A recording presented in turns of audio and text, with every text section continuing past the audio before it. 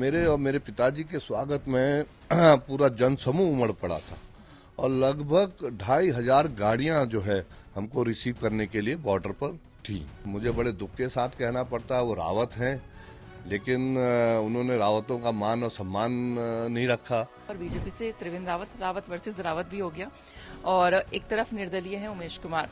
तो आप इन दोनों में से आपको कौन लगता है जो आपको ज्यादा टक्कर दे रहा है? मैं जिस भी गांव में जा रहा हूं लोग एक प्रत्याशी कम और मुझे अपने एक भाई के रूप में, अपने बेटे के रूप में लगातार आशीर्वाद दे रहे हैं। एक झूठा स्टिंग ऑपरेशन करके उन्होंने जनता को बरगलाने की कोशिश की। उन्हीं की पार्टी ने उनको नालायक साबित कर दिया। 4.25 वर्ष के बाद आपको हटा दिया जाता है, तो ये एक सवाल लोगों के मन में था कि अगर वो अच्छे मुख्यमंत्री थे तो क्यों नहीं उनको जो है उनके चेहरे पर चुनाव लड़ा गया।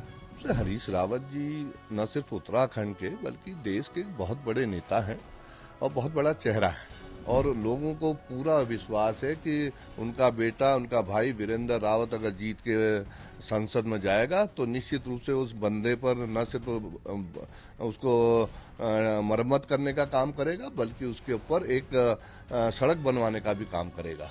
जिस कोरोना काल में आदमी से नहीं मिल रहा था, उस समय मैं और मेरी टीम लगातार जो है क्षेत्र में बनी हुई थी। नमस्कार, आप देख रहे हैं हमारा खास कार्यक्रम उत्तराखंड की बात और मैं हूं आपके साथ सरिता तिवारी।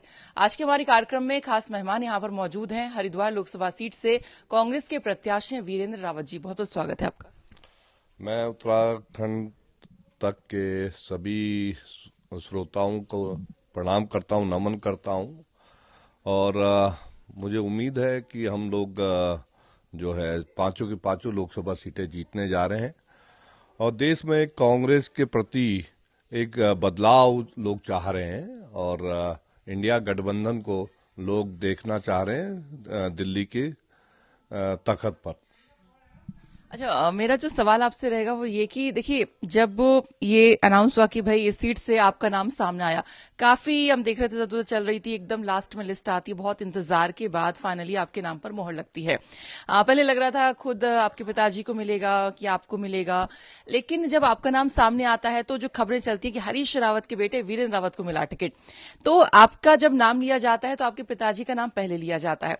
लेकिन आज हम यहाँ पर बात करने जा रहे हैं जो हरिद्वार लोकसभा सीट के प्रत्याशी हैं वीरेंद्र रावत से, ना कि हरीश रावत के बेटे से। आप अपने बारे में थोड़ा सा बताएं और डिटेल में बताएं, क्योंकि जनता आपको भी जानना चाहती है कि भाई हरिद्वार सीट से जो कांग्रेस के प्रत्याशी हैं वो कौन है, उनका बैकग्राउंड क्या रहा है, किस तरह से उन्होंने आज तक काम किया है। तो शुरुआत से बताएं थोड़ा सा।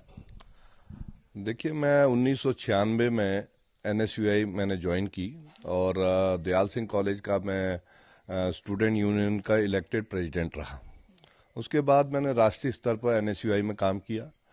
फिर राज्य बनने पर मैंने जो है यूथ कांग्रेस में एज ए जनरल सेक्रेटरी काम किया, सेवा दल में काम किया और वर्तमान में मैं वाइस प्रेसिडेंट कांग्रेस कमेटी हूं उत्तराखंड। और लगातार इस दौरान मैं कई विधानसभाओं का प्रभारी भी रहा और कई विधानसभा ऐसी रही जिनका मैं प्रभारी रहा। वहां कांग्रेस कई वर्ष बाद जीतने में सफल भी हुई। तो हरिद्वार हम सीट की बात करें तो यहाँ इस क्षेत्र के अंदर कितना आप कनेक्ट है वहां पर लोगों से, मतलब पुराना अगर मैं बात करूं? जब मेरे पिताजी ने फैसला किया कि हरिद्वार सीट से चुनाव लड़ना है, हमारी अल्मोड़ा सीट से पहले चुन के आते थे बाबूजी, तो वो रिजर्व हो गई थी नए परिसीमन में। तो हरिद्वार लड़ने का जब फैसला किया, 2008 से मैं वहां लगातार काम कर रहा था और वहां बड़ी विपरीत परिस्थितियों में हमने काम किया। उस समय वहां सिर्फ 2 ही पार्टियां थी, भाजपा या बसपा, लेकिन हमने वहां लगातार लोगों के बीच में गए, लोगों से संपर्क किया, उनकी समस्याओं को जाना और उस समय जो है उनकी समस्याओं का हल करने का प्रयास भी किया। तो लोग जो है हरीश रावत के चुंबकीय चेहरे पर आकर्षित हुए और 2009 में हरीश रावत जी को एक भारी बहुमत से लोगों ने जिताने का काम किया। तो लगातार मैं उस समय से और अब तक जो है वहाँ लोगों के सुख दुख में हमेशा खड़ा रहा और लोगों के बीच में सभी गांवों में जो है मैं जाता रहा, कस्बों में जाता रहा, तो एक अच्छी मेरी वहाँ कनेक्टिविटी है। और वो कनेक्टिविटी साफ दिखाई भी देती है जब मेरा टिकट फाइनल हुआ, और जिसके लिए मैं अपने शीर्ष नेताओं का, विधायकों का, मंत्रीगणों का और विशेषकर कार्यकर्ताओं का धन्यवाद करता हूं आपके चैनल के माध्यम से कि उन सबके अथक प्रयास से हाईकमान ने मुझे टिकट दिया। मेरे जैसे एक छोटे से अदना से कार्यकर्ता को इतना बड़ी टिकट दी, इतना बड़ा अवसर दिया। तो मेरे और मेरे पिताजी के स्वागत में पूरा जनसमूह उमड़ पड़ा था और लगभग 2500 गाड़ियां जो है हमको रिसीव करने के लिए बॉर्डर पर थी।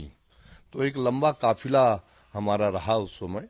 तो जो उस समय से जो एक कांग्रेस का चुनावी प्रक्रिया जो उठी है वो लगातार दिन पर दिन बढ़ता जा रहा है, हमारा काफिला बढ़ता जा रहा है। और मैं जिन भी क्षेत्र में, जिस भी गांव में जा रहा हूं लोग एक प्रत्याशी कम और मुझे अपने एक भाई के रूप में, अपने बेटे के रूप में लगातार आशीर्वाद दे रहे हैं और सब जो है सर्व समाज का मुझे समर्थन मिल रहा है। आपने बीच में कहा कि हरीश रावत का एक चुंबकीय चेहरा है, मतलब, तो आपको क्या लगता है कि अगर आपकी जीत होती है तो आपके पिताजी का उसमें एक अहम रोल रहेगा? निश्चित रूप से हरीश रावत जी न सिर्फ उत्तराखंड के बल्कि देश के बहुत बड़े नेता हैं और बहुत बड़ा चेहरा है। और उनके द्वारा जो कार्य किए गए हैं हरिद्वार में, इतने उन्होंने विकास के कार्य वहां किए। मैं आपको बताना चाहता हूं आपके चैनल के माध्यम से कि एक घाट क्षेत्र है वहां पर, उसमें उन्होंने लगातार 17 पुल बनाने का काम किया। जबकि उस क्षेत्र में पहले पुल बनने से पहले स्थिति ये थी कि वहां लोग अपनी लड़की ब्याना पसंद नहीं करते थे, क्योंकि जब भी बाढ़ आती थी तो उनकी कनेक्टिविटी शहर से टूट जाती थी। लेकिन अब वहां जो है 17 पुल जो है आपके मोहन से लेकर रोशनाबाद तक 17 पुल बन चुके हैं और वो क्षेत्र आशातीत विकास कर रहा है। और मैंने अपने 72 सूत्रीय एजेंडे में रखा है कि मैं वहां पर एक मिनी सिडकुल बनाने का काम करूंगा ताकि वहां फैक्ट्रियां आए और वहां हमारे नौजवानों को रोजगार मिले। इस तरह से कनखल से लेके आपके बालावाली तक एक बहुत बड़ा बांध बनाने का काम हरीश रावत जी ने किया गंगा के तट पर। पहले क्या होता था कि वहां पर जब गंगा जी में बाढ़ आ जाती थी तो लगभग 52 ग्राम सभाएं, कुछ लक्सर की हैं तहसील की, कुछ आपके खानपुर तहसील की हैं, वो 52 ग्राम सभाएं जो है पानी में डूब जाती थी। और 2013-14 का मुझे वो मंजर याद आता है, जब हरीश रावत जी केंद्र में मंत्री थे उस समय बाढ़ आई थी। तो मैं और मेरी टीम बाबूजी के आदेश पर हम लोग घर घर गए। उस समय लोग, इतना बाढ़ का पानी घरों में घुस चुका था कि लोग छतों पर थे। तो हमने उनके भोजन की व्यवस्था की और उसके साथ साथ इंसानों के भोजन की व्यवस्था के साथ साथ हमने जानवरों के चारे की भी व्यवस्था करवाई उस समय। और उसके बाद बाबूजी ने, हम सबने संकल्प लिया कि भाई यहाँ बांध बनाएंगे और ऊपर वाले ने मौका दिया। हरीश रावत जी 2014 में मुख्यमंत्री बने और उसके बाद वहां पर बांध बनाने का काम हमने किया।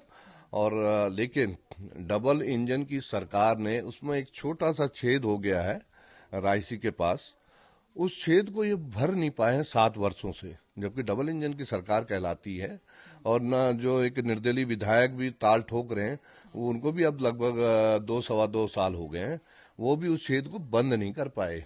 और लोगों को पूरा विश्वास है कि उनका बेटा, उनका भाई वीरेंद्र रावत अगर जीत के संसद में जाएगा तो निश्चित रूप से उस बंदे पर न सिर्फ उसको मरम्मत करने का काम करेगा बल्कि उसके ऊपर एक सड़क बनवाने का भी काम करेगा। इसी तरह की कई समस्याएं हैं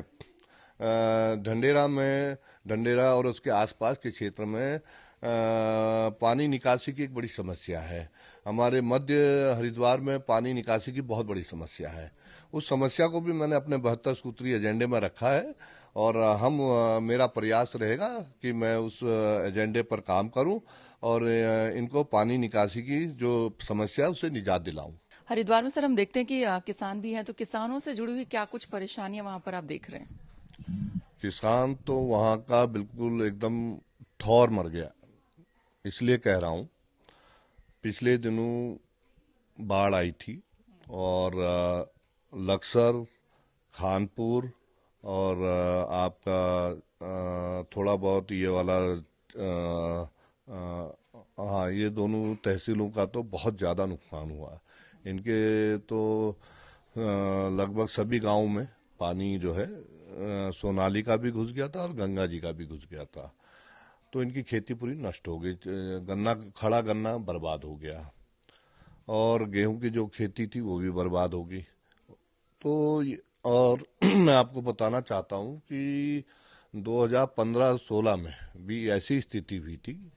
और उस समय जो है कांग्रेस की सरकार थी, हरीश रावत जी की सरकार थी। उन्होंने 8,500 रुपया प्रति बीघा मुआवजा देने का काम किसान को किया। और आज डबल इंजन की सरकार है, लेकिन डबल इंजन की सरकार होते हुए भी ये मात्र 1,100 रुपये प्रति बीघा मुआवजा दिया इन्होंने। और मुआवजा भी सिर्फ उनको मिला जिसकी रिकमेंडेशन जो है इनके मंडल अध्यक्ष करते थे। आम जनता को उसका कोई फायदा नहीं मिला। और जहां तक गन्ना जो है वो लाइफ लाइन है हमारे हरिद्वार जिले की। और गन्ने का इन्होंने रेट जो है 7 वर्षों में लगातार हमारे धरने प्रदर्शन, हमने रुड़की से ले रुड़की तक हमने ट्रैक्टर यात्रा निकाली और नारसन से रुड़की तक ट्रैक्टर यात्रा निकाली। हमने लक्सर तहसील में धरना देने का काम किया। इकबालपुर मिल पर माननीय पूर्व मुख्यमंत्री जी को एक रात धरने पर बैठना पड़ा ताकि उनका बकाया पैसा मिल सके किसानों का। इकबालपुर मिल पर जो है, और ये उस समय का पैसा है जिस समय त्रिवेंद्र रावत जी मुख्यमंत्री हुआ करते थे। और इन 7 वर्षों में मात्र इन्होंने 20 रुपया गन्ने का रेट बढ़ाया। आज 375 रुपया गन्ने का रेट मिल रहा है, जबकि अगर हम चरखी जहां गुड़ बनता है वहां ये 475 और 500 रुपये तक का भी रेट मिल रहा है किसान को। तो जो मिल मालिक हैं, आप जानते हैं कि गन्ने का तो एक एक चीज काम आता है, उसको बेच भी रहे हैं, सिरा भी काम आता है, सब चीजें आती हैं, कुछ वेस्टेज नहीं होता उसमें। अच्छा खासा मिल मालिक पैसा कमा रहे हैं, लेकिन पता नहीं सरकार की नीयत नहीं है क्या है। वो किसान को उसका उचित मुआवजा, उचित पैसा नहीं दिलवा पा रहे हैं। यदि यही कांग्रेस की सरकार होती तो अब तक गन्ने का रेट लगभग 600 रुपये पार कर चुका होता। पिछले दिनों जब बाढ़ आई थी वहां पर, तो माननीय मुख्यमंत्री जी का भी दौरा हुआ था और इन्होंने घोषणा की थी कि 3 महीने तक का बिजली का बिल माफ कर देंगे और किसान का जो किसान कार्ड है उसकी जो है उसका जो इंटरेस्ट होता है वो भी माफ कर दिया जाएगा। ना तो किसान कार्ड का कुछ माफ हुआ, ना बिजली का बिल माफ हुआ। और हालात ये हैं कि गरीब आदमी का जो एक झोपड़ी में रहता है, ये जो है जो व्यक्ति गरीब आदमी है झोपड़ी में रहता है, उसके भी जो है 5-5 लाख के बिल आ रहे हैं और छापे पड़ रहे हैं। गांव में आजकल दहशत का माहौल है, कब किसके छापा पड़ जाए भगवान ही मालिक है। और ये छापे बिजली विभाग डाल रहा है, जबकि किसान तो एक तरफ से उसकी कमर वैसी टूट गई है, उसका गन्ना खत्म हो गया, उसका चावल खत्म हो गया, उसका गेहूं खत्म हो गया, उसकी सरसों खत्म होगी और मुआवजा मिल नहीं रहा है। ऊपर से बिजली के छापे पड़ रहे हैं। तो हरिद्वार की जनता तो त्राहिमाम हो गई है इस डबल इंजन की सरकार में। और बात करेंगे इन सब पर, लेकिन आपके अगर मैं प्रतिद्वंदी की बात करूं, वहां पर बीजेपी से त्रिवेंद्र रावत वर्सेस रावत भी हो गया और एक तरफ निर्दलीय है उमेश कुमार। तो आप इन दोनों में से आपको कौन लगता है जो आपको ज्यादा टक्कर दे रहा है? देखिए, त्रिवेंद्र जी आए हैं, उनका स्वागत है। लोकतंत्र की प्रक्रिया है, हर पार्टी चुनाव लड़ाती है, लेकिन त्रिवेंद्र जी के पास कोई उल्लेखनीय योगदान उनका न तो हरिद्वार में रहा, ना ही उत्तराखंड के विकास में रहा। 4.25 साल आप मुख्यमंत्री रहे, आप सिर्फ घोषणा मुख्यमंत्री रहे। इसलिए कह रहा हूं, पिछले दिनों हमने झबरेड़ा में बहुत विशाल जनसभा थी, तो उसमें सभी श्रोतागण, सभी जो है, सभी ने एक ही बात उठाई मुख्यतः कि त्रिवेंद्र जी जब मुख्यमंत्री थे, उन्होंने झबरेड़ा में युवाओं के लिए एक स्टेडियम बनाने की बात कही और बस स्टैंड बनाने की बात कही। ढंडेरा वाले जो क्षेत्र है उसमें जल निकासी की बात उन्होंने रखी, लेकिन सिर्फ वो कोरी घोषणाएं हुई। ऐसा मेरे पास न जनता के पास कोई दूरबीन है जिससे वो स्टेडियम दिखाई दे। तो वो एक घोषणा मुख्यमंत्री रहे। दूसरा, उन्हीं की पार्टी ने उनको नालायक साबित कर दिया। 4.25 वर्ष के बाद आपको हटा दिया जाता है। तो ये एक सवाल लोगों के मन में था कि अगर वो अच्छे मुख्यमंत्री थे तो क्यों नहीं उनको जो है उनके चेहरे पर चुनाव लड़ा गया, एक बात। दूसरा, आजकल चैनल के माध्यम से सर्वे होता रहता है कि कौन अव्वल मुख्यमंत्री है, और मुझे बड़े दुख के साथ कहना पड़ता है वो रावत हैं, लेकिन उन्होंने रावतों का मान और सम्मान नहीं रखा। उस सर्वे में, आज तक का सर्वे हुआ था, उस सर्वे में सबसे आखिरी पायदान पर त्रिवेंद्र रावत जी एज ए मुख्यमंत्री थे।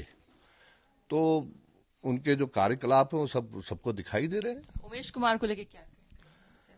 देखिए, उन्होंने तो उन्होंने उनके ऊपर सबसे बड़ा आरोप ये है कि उन्होंने उत्तराखंड की एक अच्छी भली चलती हुई सरकार को गिराने का षड्यंत्र रचा। ये सारी दुनिया जानती है। एक झूठा स्टिंग ऑपरेशन करके उन्होंने जनता को बरगलाने की कोशिश की, मिसगाइड करने की कोशिश की। तो उनके ऊपर तो बहुत बड़ा उत्तराखंड के लोगों का आरोप भी है, और वो बाय मिस्टेक चुनाव जीत गए।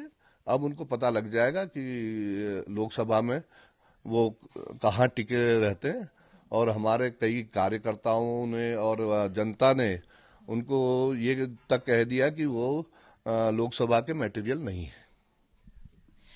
लिस्ट आती है काफी देर में, और आप एक हरिद्वार और एक आपकी क्या ये आपका नैनीताल उधम सिंह नगर, ये 2 सीट का इंतजार था भाई कौन होगा, फाइनली आती है। और उसके बाद हम देखते हैं कि समय आप लोग के पास बहुत ही कम बचा है प्रचार प्रसार के लिए।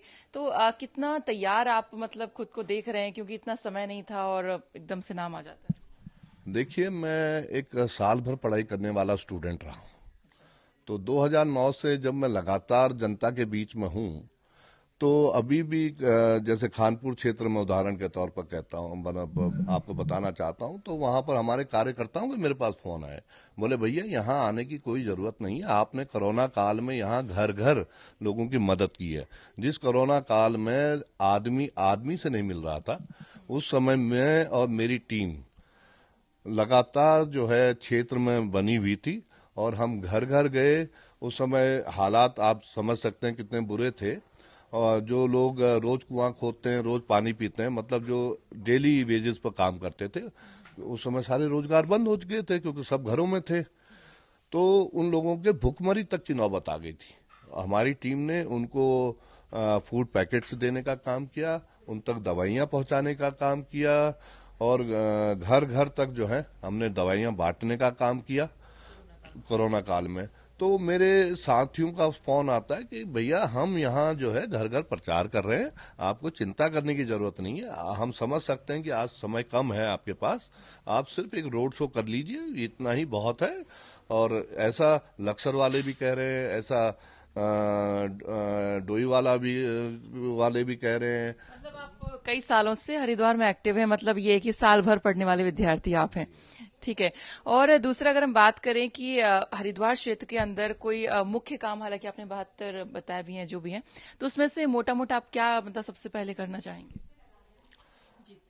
जीतते ही एक तो झबरेड़ा में स्टेडियम बनाना है युवाओं के लिए, और मध्य हरिद्वार में बहुत बड़ी समस्या है पानी की निकासी की, उस समस्या को समाधान करना है। ढंडेरा और उसके आसपास के क्षेत्रों में पानी की निकासी की समस्या है, उससे लोगों को निजात दिलाना है। लक्सर क्षेत्र, ये जो कनखल से बालावाली तक हमारा बांध बना हुआ है, उसके ऊपर सड़क बनाना मेरी बड़ी प्राथमिकता है। और मिनी सिटकुल जो है मैं घाट क्षेत्र में लाना चाहता हूँ, वो एक बहुत बड़ी प्राथमिकता है। इस तरह के मेरे 72 योजनाएं हैं जिस पर संकल्प मैंने लिया है और मैं उस पर जरूर काम करूंगा। अच्छा, हरिद्वार में एक मुख्य हर की पैड़ी है, कुंभ भी यहाँ पर होता है, तो इस दृष्टि से आप किस तरह का एक विजन रखते हैं, क्योंकि पर्यटन क्षेत्र भी है, आस्था का केंद्र भी है। मेरी जानकारी में एक बात आई थी कुछ ऑफिसर्स के जरिए कि जो हर की पैड़ी है उसमें जो प्राचीन पत्थर है उसकी सफाई के लिए लगभग 25 करोड़ रुपया इंडियन ऑयल ने सैंक्शन किया था, लेकिन आज तक उसका पता नहीं चला कि वो पैसा कहाँ इन्वेस्ट हुआ, कहाँ खर्च हुआ, और हर की पैड़ी जस की तस है। मैं ये सवाल अगर मुझे मौका मिला पार्लियामेंट में मैं जरूर उठाऊंगा और उस पर कार्रवाई करने की कोशिश करूंगा, और हर की पैड़ी के सौंदर्यीकरण की, और जितने भी हमारे रविदास मंदिर हैं, हमारे वाल्मीकि जी के मंदिर हैं, कश्यप जी के प्राचीन मंदिर हैं, उनके न सिर्फ सौंदर्यीकरण बल्कि उनके रखरखाव की व्यवस्था कराने की मैं काम करूंगा। आप थोड़ा सा बताइए, आप क्योंकि समय कम है, प्रचार प्रसार भी कर रहे हैं लगातार, सुबह से लेकर रात तक आपका शेड्यूल रहता है, जहां पर भी आप जा रहे हैं किस तरह का रिस्पांस आपको वहां की जनता का मतलब देखने को मिल रहा है?